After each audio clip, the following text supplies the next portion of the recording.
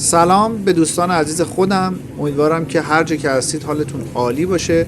خیلی خوش اومدید به یه ویدیوی دیگه از این کانال و امروز هم اومدیم یه قسمت دیگه از بازار تهران رو ببینیم. بازار بزرگ تهران و یکی از معروف ترین بازارهای ایران که از سراسر ایران و حتی کشورهای دیگه میان به این بازار برای تهیه اقلام و اجناس مختلف.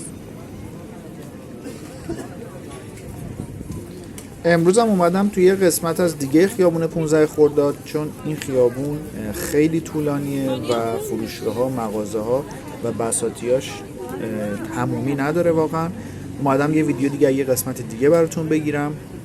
این قسمت تقریبا خیلی شلوغ‌تره و نزدیک به میدان سبز میدان هستش که اکثرا میشناسن و یکی از میدان‌های قدیمی این خیابونه که این چند روز بساطی‌های خیلی زیادی دور این میدون جمع میشن. همینطور که میبینید هرچی به سبز میدون نزدیکتر میشیم جمعیت و بساطی‌های بیشتری هستن. اگر داخل تهران یا حتی ایران هستید تو شهرهای مختلف این چند روز، یعنی قبل از عید، سعی کنید حتما به این بازار بیاین، چون تا جایی که من دیدم حراجی‌ها قیمتاشون واقعا خوبه. مخصوصا برای لباس میتونید قیمت‌های خیلی خوبی تهیه بکنید، چون سال بعد با این افزایش قیمتی که روبرو دارین واقعا شاید خرید خیلی از اجناس سخت بشه.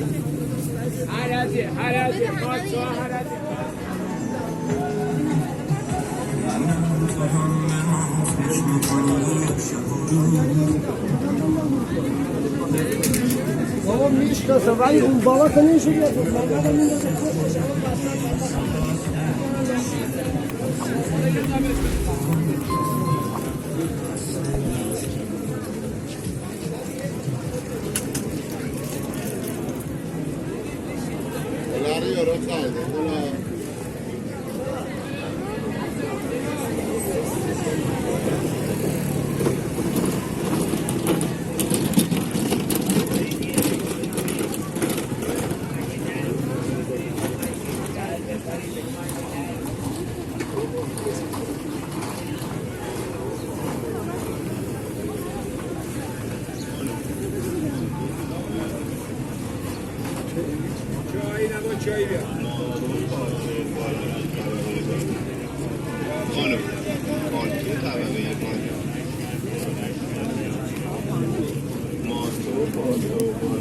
اینجا هم تقریبا ایستگاه مترو 15 خرداده که در شرقیشه، یه در غربی هم داره و اگر تهران باشید از هر جایی که به ایستگاه مترو دسترسی داشتید میتونید خودتون به این ایستگاه و به این مکان برسونید و خیلی هم سریع میتونید برسید به بازار تهران. اما این روزها مخصوصا نزدیک هرچی عید که میشه واقعا جمعیتی که از این ایستگاه رفت آمد میکنن خیلی زیاده و خیلی شلوغه.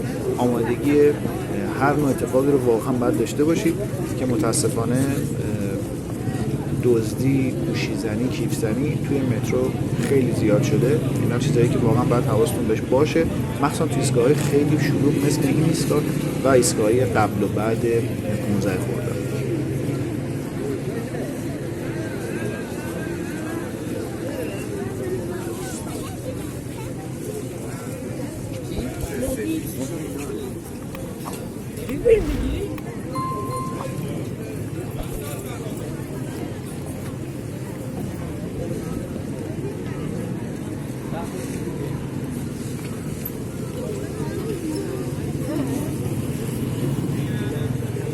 اینجا هم پاساژ دلگشا یا به عبارت بازار بزرگ دلگشا هستش که بیشتر کفش و مانتو و لباس میفروشن و اگر بشه یک بار سعی میکنم از این پاساژها براتون ویدیو تهیه بکنم، چون میدونم خیلی ویدیو جذابی میشه.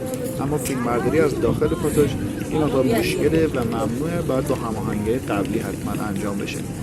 امیدوارم از این ویدیو هم لذت برده باشید. اگر به بازار اومدید و خرید کردید و تجربه خرید از بازار بزرگ تهران دارید حتما برامون بنویسید و ویدیوهای بعدی هم ببینید. سعی میکنم که از جاهای دیگه بازارم حتما براتون ویدیو تهیه بکنم و بذارم. امیدوارم هر جا که هستید سالم و سرحال و دلتون خوش باشه.